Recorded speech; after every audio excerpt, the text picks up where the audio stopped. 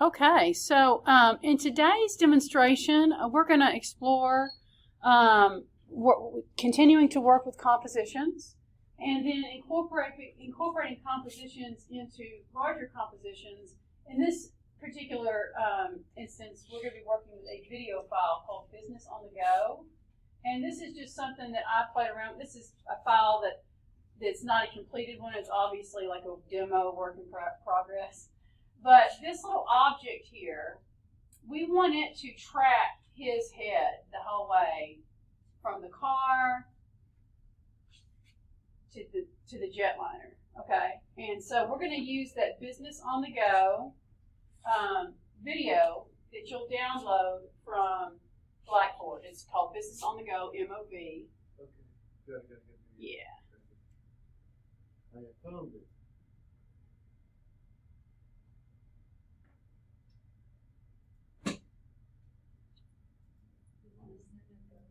What's that?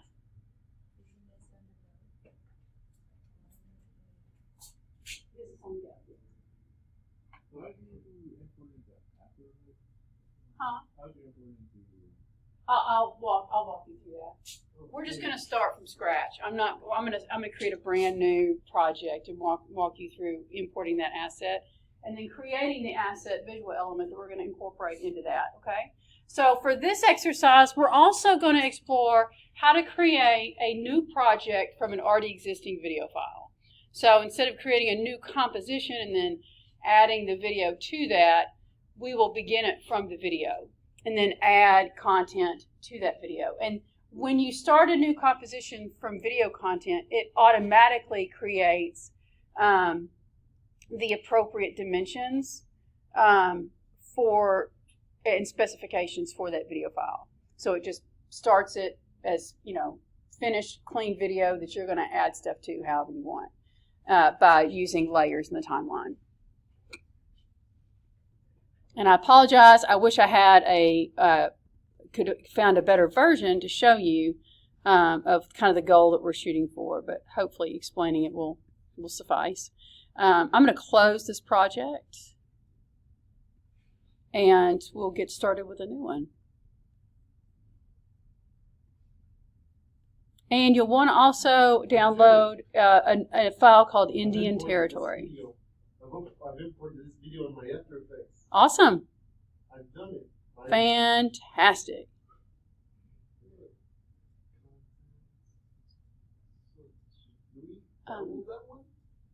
Yes. Okay. Yeah.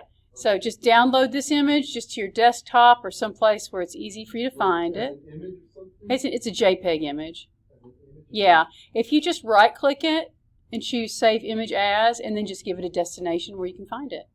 Now remember file structure. It's very important.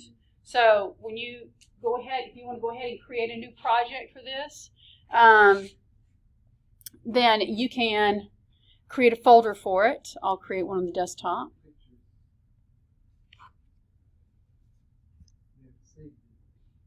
And I'll just call this Business on the Go. So I'll create a folder, and then I'm going to have I'll just put the Indian Territory image in there as well. We're not going to use it in that one, but I am going to download that video file and stick that in there as well.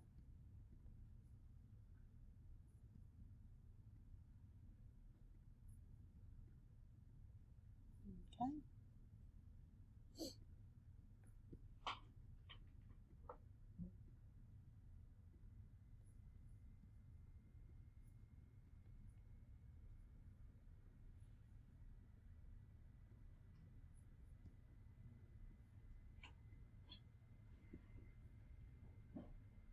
There we go. So you want everything in the same folder, or at least the assets that go into this. So now that I've got those, I will go to After Effects, and we're going to create composition from footage. And I will go find my Business on the Go.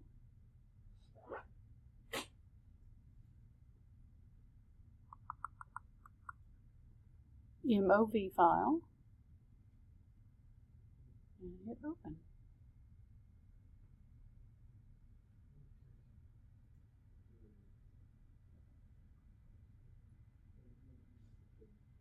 All right. So let's just take a look at this. I'm going to hit the space bar and let this play out. So the guy gets out of a car. He's got a briefcase. He looks like he's in a hurry, and he's getting on a jetliner, hands his case off, walks into the plane, and that's it. He disappears. So, yes, sayonara. So we're going to create an element that we are going to superimpose in here. It's going to be its own composition, and it's going to be like a little a sight or a magnifying lens or something that homes in on his face. And oops, just want to flip off here. And so it's going to start after he gets out of the car. That bubble will show up over his head, or that square, and it's going to follow him all the way to the plane. And then as he gets in, he's going farther away from us in space. So that element that has his head framed in has to continuously be scaled and repositioned so that it fits his head. And in the very end, as he slips off into the door of the plane, we just reduce the size of that to nothing and turn the opacity off, and then it just disappears. All right? So this is how you can add elements to a video file, and an element in a way where it's participating somehow with the events or the motion going on. So we're going to start with creating the composition that's going to go in here, the little sight thing. Don't let me forget to mark you as here. I knew you were going to be here, but I was like, I didn't mark you, but I knew you'd be here. Right. I like the ears, man. That's cool. Oh, thanks. Yeah, it's cool. Nice. All right, so we have if you look in the asset window or the project window, we have our MOV file. So that's the asset that we brought in here. So this video file needs to be in your folder that you created for this project. And then I haven't saved my After Effects file yet, so I'm going to do that right now and save it in that same folder because these are linked files. I'll go to File, Save As, Save As, and then find my folder. Y'all, my file directory is a horror show, so I'm always embarrassed when y'all see this. But it just is what it is.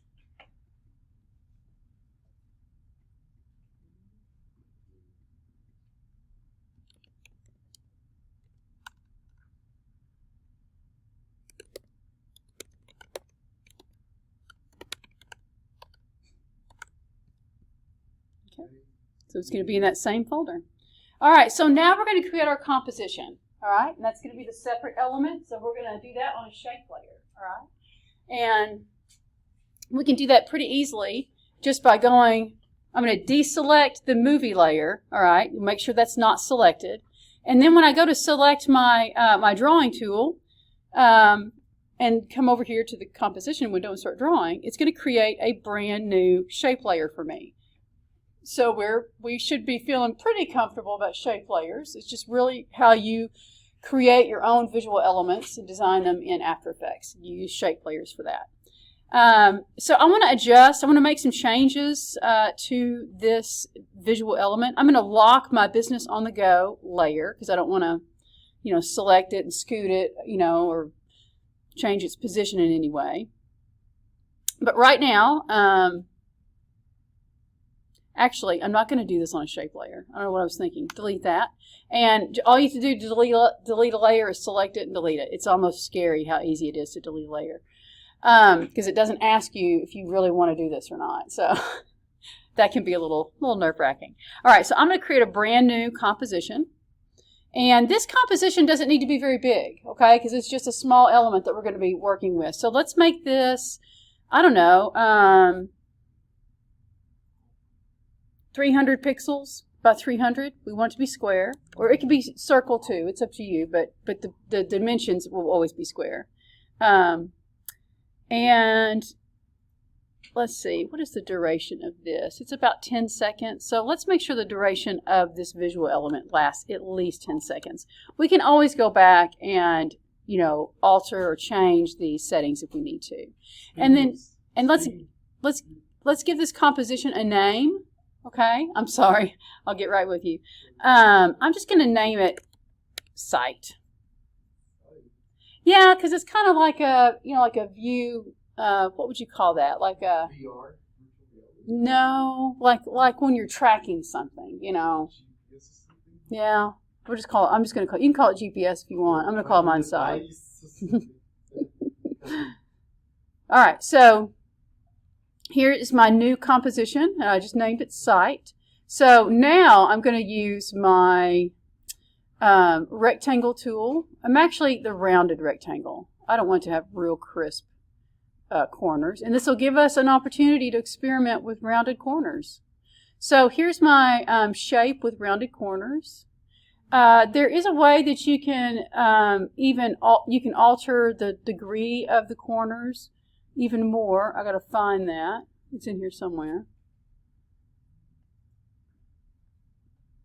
I might come back to that because I don't want to waste too much time on that one detail, but you can change the radius of these corners.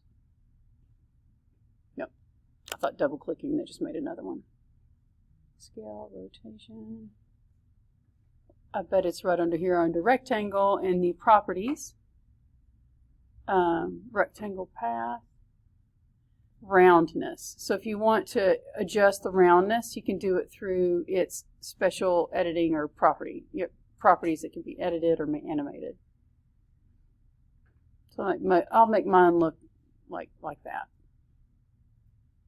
And then of course I want to change the colors too, and I'm going to give it a stroke outline. We want to frame it in with something, so I'm going to give it just a plain color for a stroke outline. And now that the stroke has been added, if I go back to my shape layer, I can find my stroke properties, and I'm going to change the color to something that's just kind of beige and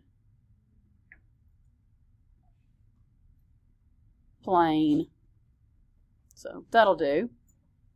And then I also want to adjust the gradient. So I don't want these colors at all for the gradient. Oh, and I also want to reduce the stroke size too. I'll come back to that here in just a moment. So I'm going to edit the gradient. So I'm going to open up my my gradient editor. And here are my colors. And I really probably just want two colors. So I'm going to get rid of this one in the middle just by clicking on it and dragging it away. And then I'll select this color stop block. And I'm going to choose a color that's kind of just, again, a very plain, maybe beige color for one part of the gradient.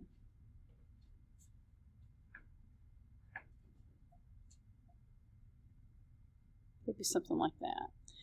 And then for the other end, the lighter end of the spectrum, I'd like for this to be pretty white or light.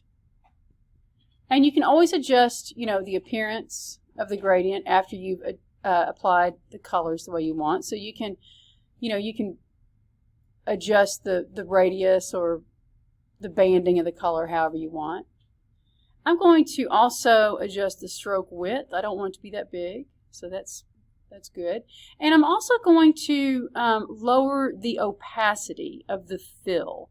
And I'm going to do that through the gradient fill. So if you open those properties for the gradient fill, you can find the opacity down here and just lower that down.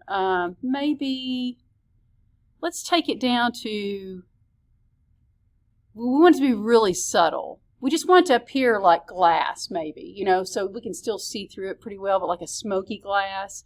So I would take it down to, where am I? Maybe 40%. We can always change it. And then we're going to put some crosshairs in here. So it really looks like a site or something. And we'll do that with two more shape layers. You could add them to this if you wanted. It's really up to you. If you do want to add it to this, layer, you would have to select the layer and then use the pen tool and just click and point and create a path.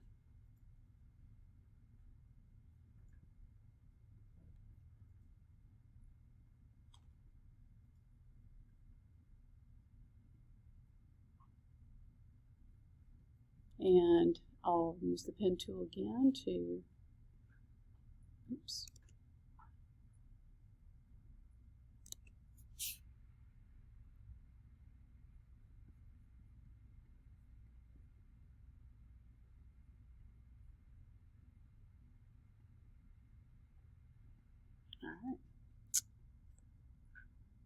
So now I've got my little lines set up.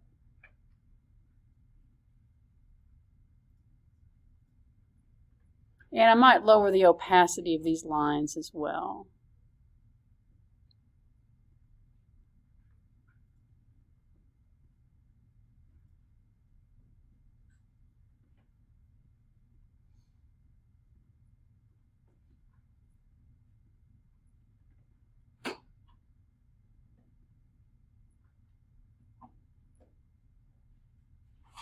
And I'll take that down to probably about 40% as well.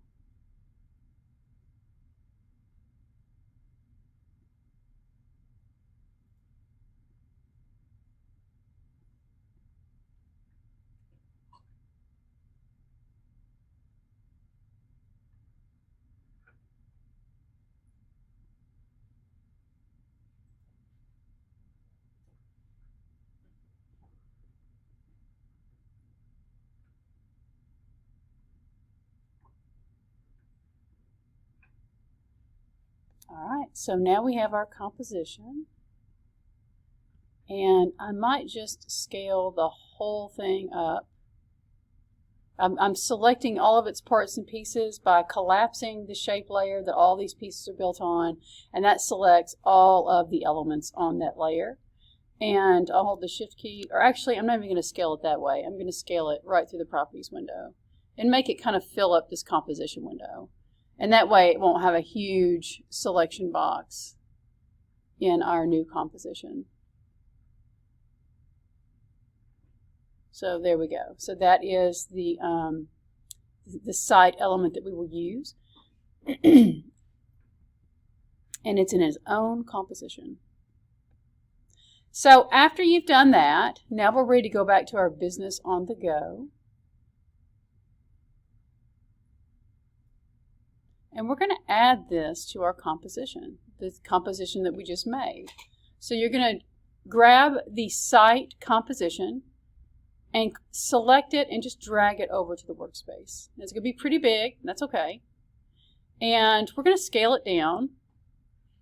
You'll notice that when you're working with a composition in After Effects, you still get a transformation layer and you get your standard set of transformation properties, but nothing like what you get with a shape layer, okay? So just keep that in mind. But for our purposes, these are really the only properties that we need to work with. So I'm going to make sure that my playhead is all the way at the beginning. Drag to the beginning. And then I need to scale down this composition. Make sure your business on the go movie is locked. I know I said that earlier, but double check, make sure. And I'm going to scale this down. And I'm going to change its position.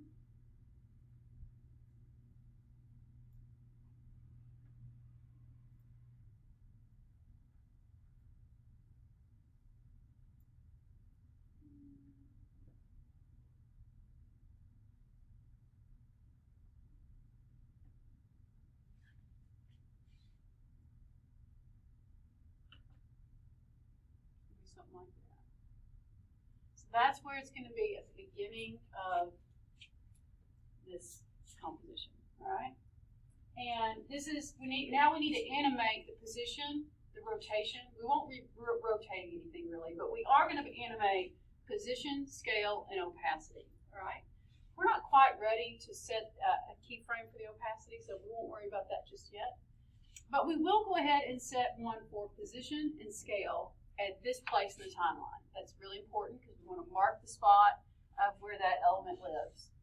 And then, let's get a little bit of a tedious process, but you're going to follow his movements.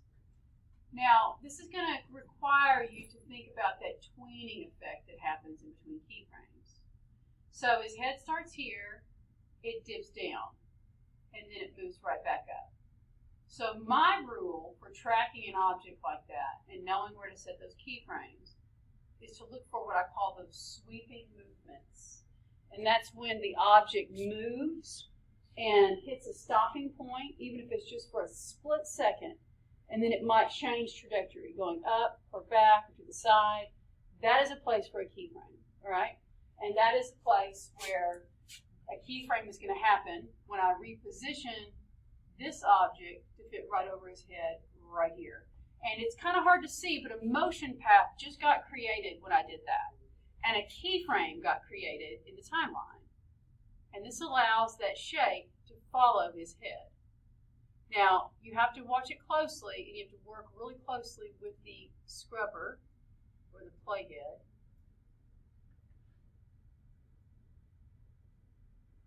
So I'm going to move this object once again.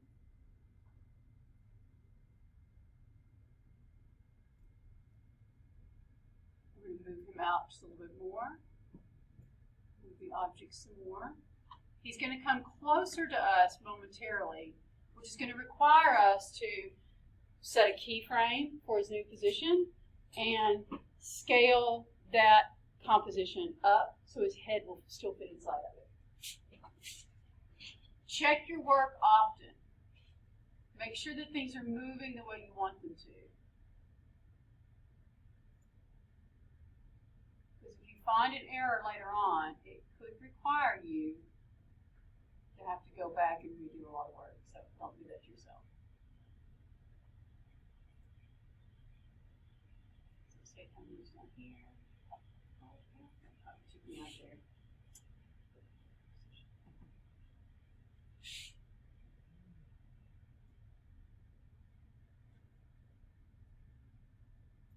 So right here, I need to give that just a little bit of a scale. And in fact, the previous keyframe, I'm going to set another keyframe for scale just to bookmark its size from this keyframe to keyframe. I don't want the tweening for the scale that needs to happen right here in the timeline to start the scaling process from the beginning of the timeline. Does that make sense? So between these two keyframes, this one and this one, his scale stays the same. All right? And really, I could have just not started a keyframe there and just started his original size there and then make the changes to the scale. But I can tell it's going to start to get a little bit bigger.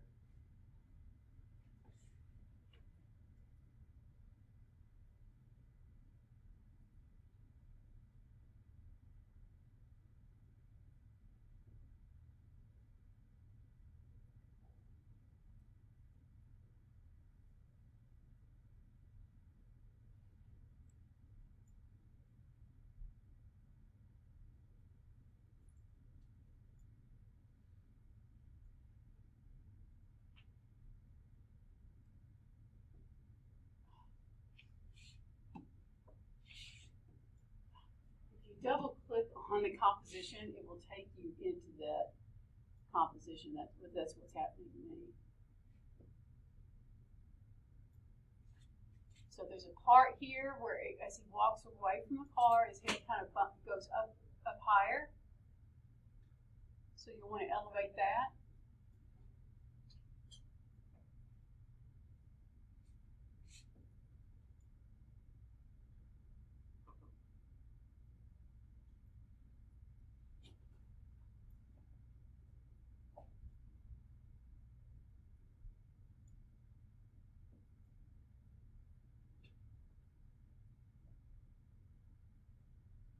Scale it right here.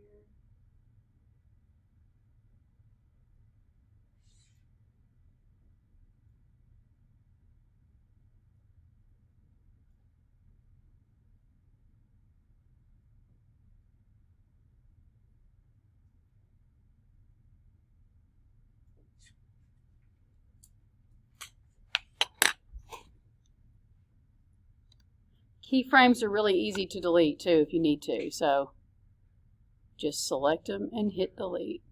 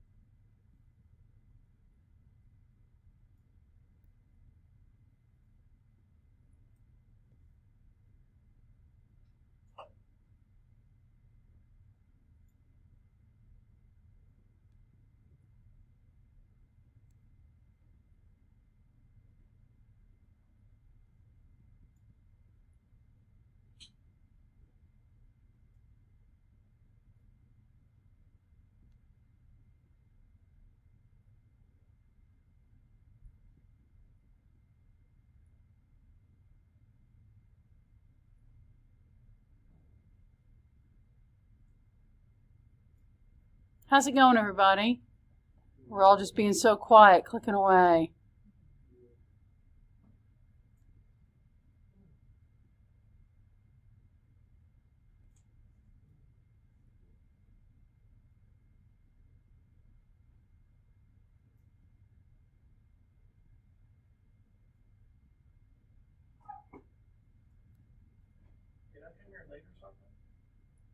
I might have taken roll early.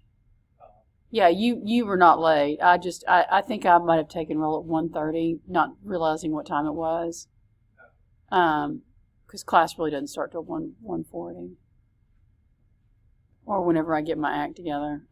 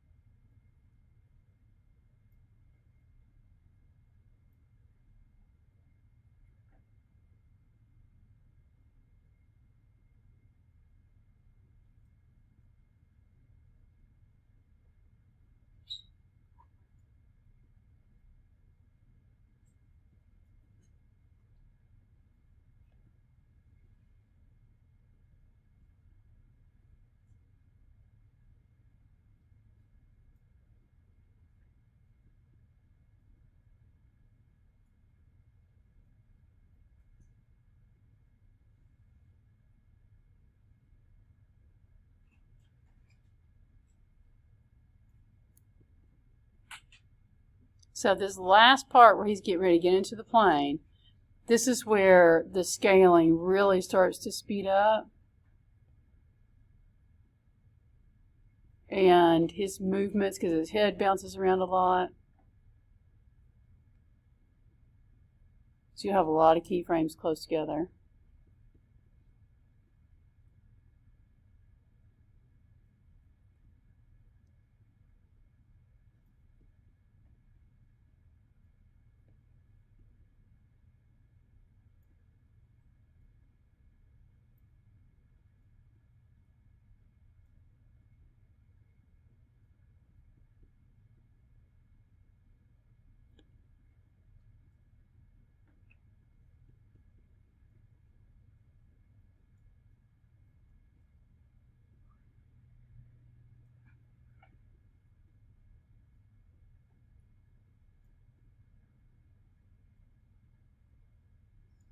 So right there is where it needs to scale way down, and it'll kind of move with him like it's following him still, but it's going to get really small. And then in the last part where his head disappears, we're going to set the opacity. So I'm going to set a keyframe for opacity here, and then one right after that. So that first keyframe is just setting the fact that it stays 100% until this point in the timeline, and then when I reduce it to 0, it will be not visible at all.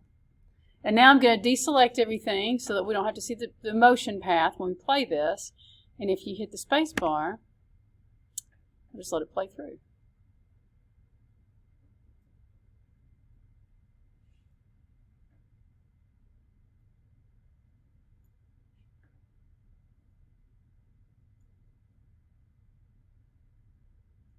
And you can go back and edit your motion path if you need to, and it will not affect the keyframes. So if I want to zoom into this and really get a closer look at what's going on with some of these movements, notice that all of these anchor points and paths for the motion path create straight lines, and that can make it seem really bumpy and in places. And so you can help to kind of encourage more curves in the movement if you want to by manipulating the motion path. But that would require you to zoom in pretty close and really look at it frame by frame by scrubbing through. And it shows you where you're at on the motion path. So you will know, if there's a place where you want to kind of improve the movement. You can see that little cursor moving on the motion path. Can you see that? As it lines up over these anchor points. It's right here, this element right here. So as I scrub through, it shows you where you're at in the motion path with the movements.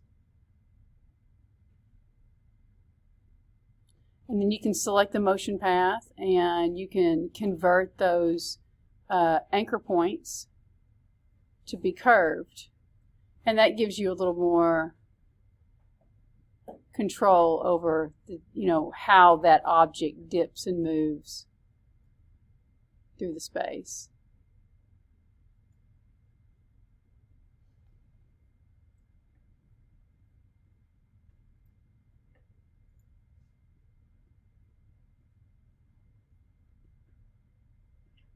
Okay.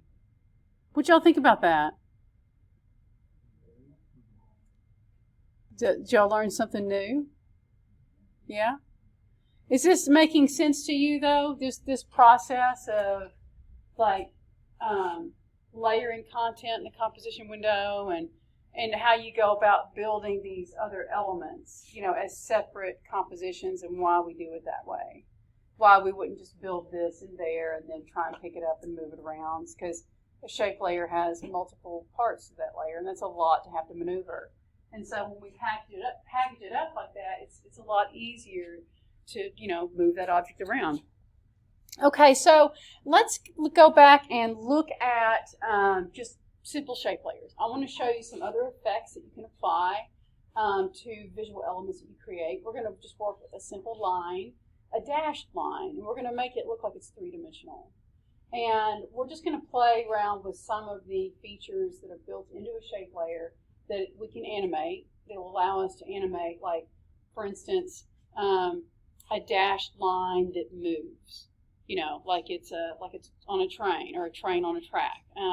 And so we're going to do this, and we're going to have a background for this as well. And we're going to use that map called Indian Territory. So let's create a new document. I'm going to save this in my trusty folder here. So I'm going to go File, Save. It should save right in that folder. And then I'm going to close this project and create a new one.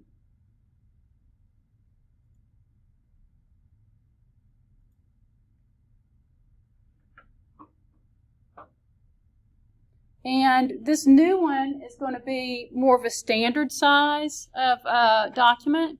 So I'm just going to choose where it says Custom, and I'm going to choose HD 1020 by 1080, 24 frames per second. And we'll set this up for a 10-second long duration. We can always change this if we need to. And let's call this composition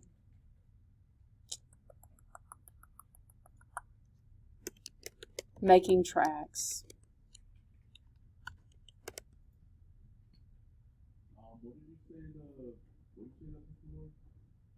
Pardon? The pixels? Yeah. Oh, I just chose a preset dimensions. 1020 by, what is it? 1090 by 1020? 1920 by 1080. 10 seconds, yes. All right, and so we're going to import an asset into our project as well. And that's going to be the map. So go to Import and go to your File. And we're going to get this JPEG image.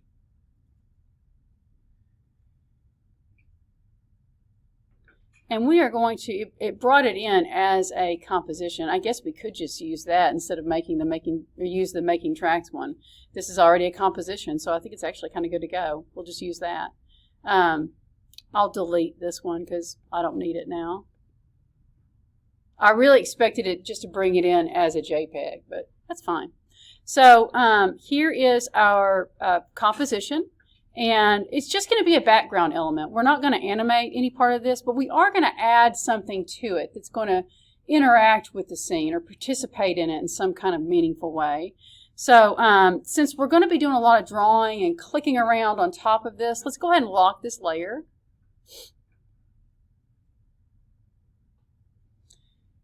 And I'm going to use the pen tool to create my path. So I'm going to choose the pen tool. Before I start to create my path, I want to make sure that I just go ahead and set up my color for my path. And we don't need the fill on at all, so I'm just going to turn that off. And then I'm going to go to Stroke, Color, and I'm going to choose a color that will complement but yet stand out from this background. So I'm going to choose maybe a dark, green or kind of teal color. And then choose OK. And right now it says my path is 25 pixels. We'll decide if that is going to work well for us. And I'm going to start outside of the composition window. And I'm just going to click with my pen tool and drag to create those directional handles. And then I'm going to move to another location inside the composition and click and drag to create directional handles. And then maybe down here, I just want something that looks kind of, free-flowing.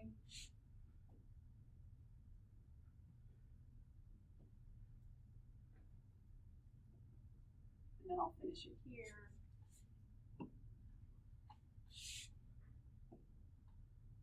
Actually, I'm going to move that out of the scene.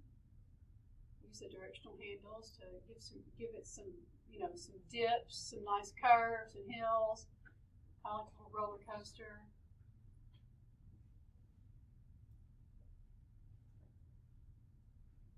All right. And I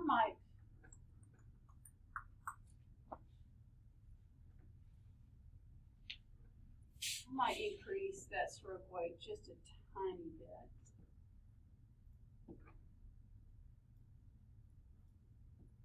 So if I go down to the stroke options, adjust the width, maybe take it to 30.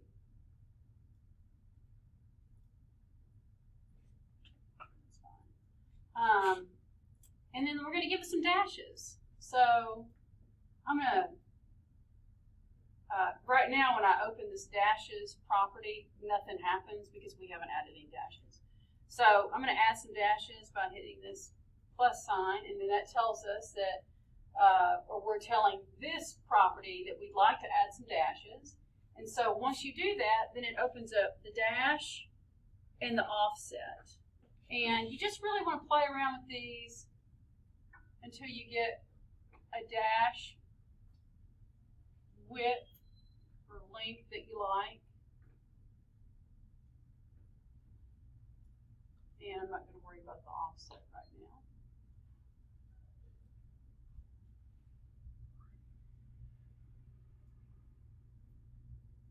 And I also want my dashes to have a different type of cutoff, like they're squared off on the ends. So I want to change the appearance of that. And I'm going to go here where it says line cap, right here. And I'm going to change that to rounded cap. It just gives it a little bit of a softer appearance. But I want this element to look 3D. So I don't want it to be this, we really want it to look like it's hovering over this map. And that it's a three-dimensional track that's going to track in. And we're actually going to animate this, these, I'll call it marching ants, but we'll animate this marching ant kind of thing into the scene and out, okay? And as it marches in, it's going to look three-dimensional. It's going to look like it's hovering over the map, and it's also going to cast a drop shadow, which is going to make it look even more three-dimensional, all right? So how are we doing with our dash line? Everybody got that so far?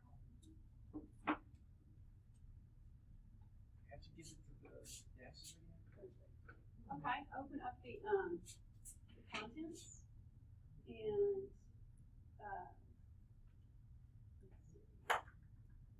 that the right one? Are we on the right sheet? Yes. Okay. No, that's the gradient fill, so go to stroke. And then down here you'll find dashes. Use that plus sign. That's where you can set the appearance of the dash. Oh, okay. Got it? How are we doing over here?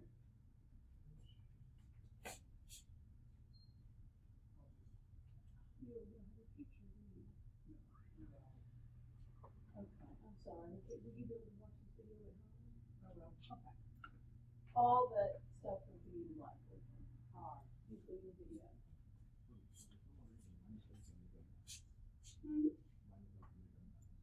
It's because you drew it on top of the image layer. Yeah. So you have to make sure, if you start to draw on top of the image layer, it will make a mask, and that's not what you want to do. So it's very important when you start to create your path that you make sure all of your layers are deselected like that, and then when you start to draw your path, it will create a brand new shape layer. So you should have 2 layers in your timeline. You've got the shape layer, and then you have the map JPEG. All right, so let's make this look 3-dimensional. I wish this room wasn't so darn cold. My God, it's freezing in here.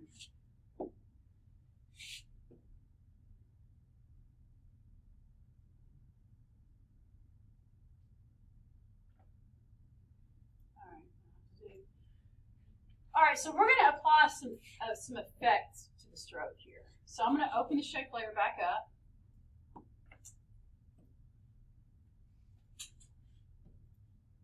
And I'm going to go to Add right here. And we're going to add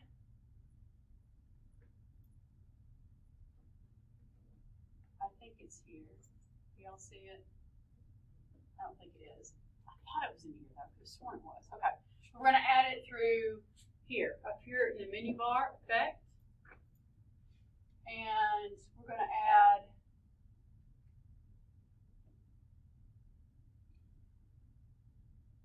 Emboss.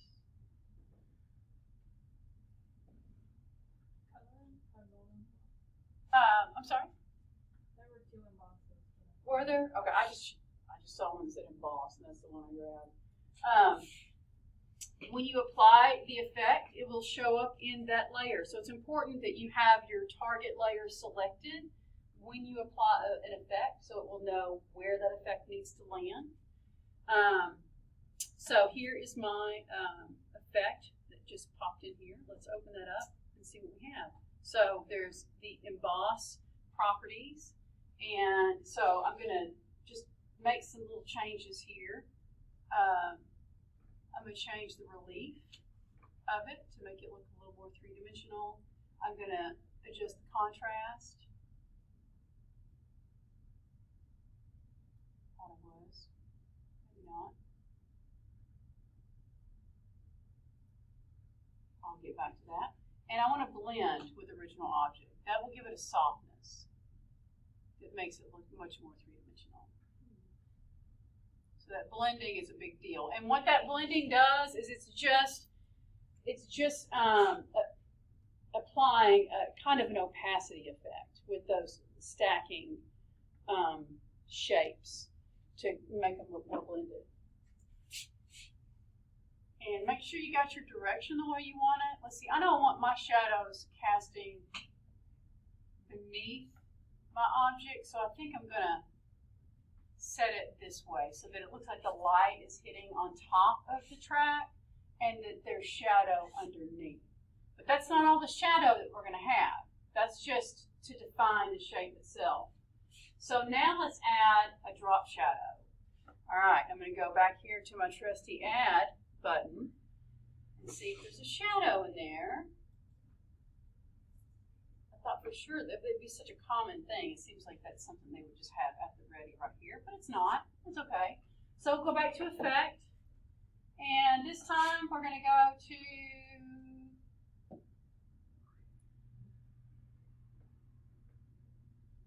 Glow.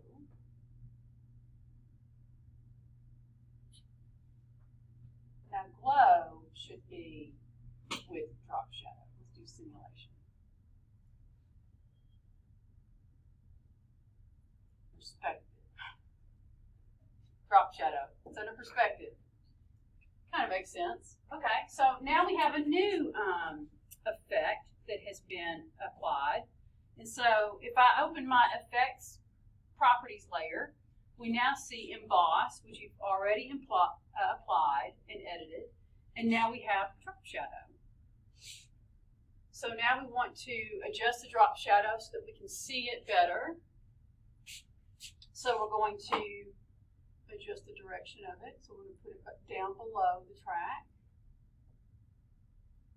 And the shadow color, I'm going to leave it black. You can set the distance, which I kind of like the drama of that right there. You can set the softness of it, so it doesn't have to be real crisp. It could be something that's just hinted at subtly, or maybe somewhere in between. And that looks pretty good. I'm going to close that up. And so now we want to animate this so that this line will march in from the outside of the composition window. So when we first watch the movie, we're just looking at a map, okay? And then we're going to see this track moving in along this path and trucking on through and trucking on out. That's going to be the whole movie, and then the end of it is just going to be the map again. So just a very simple animation, all right? But we're going to apply a special kind of effect that's going to allow us to animate it that way. We're going to apply this to the shape layer. Let's go back and open it up and hit Add. Button. And you're going to use what's called trim paths. I don't think we've gone over this yet before, have we? We're going to go over it a lot more in other units too, so don't worry. But this is kind of your introduction to trim paths. So this is an effect that you apply to paths and paths only. And so it allows you to move a visual element that's created by a path along that path. You know, it's like you're stringing it along. So when you open up the trim paths, you've got the start and the end. And I always kind of get confused on which ones to use, actually. So this is kind of how I do it. Excuse me. The start needs to be all out of the scene. So I'm just going to drag it to 100%. And so you see all those shapes just march right on out. And I'm going to hit the start or the stopwatch to create a keyframe at the beginning. And in fact, I'm going to move that keyframe out to maybe the first second. Because this is a 10-second long animation. So we got plenty of room to work with. And you never want your animation, typically, I mean, unless it's part of the whole vibe. But usually, when you first watch something like this, or any kind of film, or there's always some kind of buffer at the beginning, some kind of moment of silence or stillness. So that's why I set that keyframe there. And then I'm going to move this. Let's just try using both the end and the start. We'll just see what happens. So I'm going to move my playhead to about the halfway mark. And I'm going to bring these Tic Tacs the rest of the way in. And then I'm going to choose, let's hit end and let's just see what happens. I've never done it this way, but I don't see any reason why it wouldn't work. And then I'm going to drag the playhead all the way to the 9-second point, because we want a second at the end of just seeing the map alone again. And then we're going to adjust the end for it to move on out of the scene. And it creates a keyframe when we do that. So now let's watch this thing play out. Do I have a play button on here? I thought I did. I'm just so used to hitting my space bar that that's just what I do.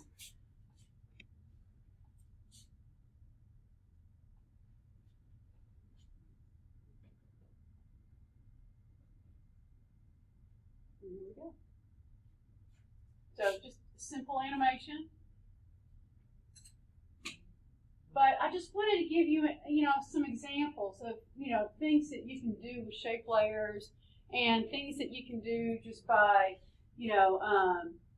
using other imported assets, as background props or parts of the scene that the shapes that you create actually participate with in some way.